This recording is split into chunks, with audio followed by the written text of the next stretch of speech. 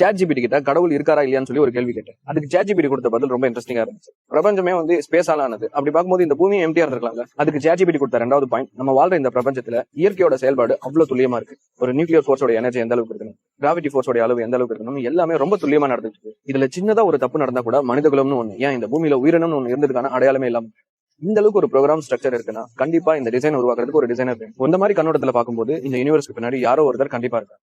மூணாவது இன்ட்ரெஸ்டிங்கான பாயிண்ட், நம்மளுடைய இந்த உடம்பு இருக்குல்ல, இது எல்லாமே ஆட்டம்ஸ் ஆனது. நம்ம இந்த சிந்திச்சு செயல்படுறோம்ல, நம்ம பிரெயின்குள்ள நியூரான்ஸ் இருக்கிறதுனால தான் நம்மளால ஒரு விஷயத்தை ஃபீல் பண்ண முடியுது, யோசிக்க முடியுது. இந்த நியூரான்ஸ்மே ஆட்டம்ஸால உருவானது. ஆனா ஆட்டம்ஸ்க்கு தனியா சிந்திக்கும் தன்மை கிடையாது.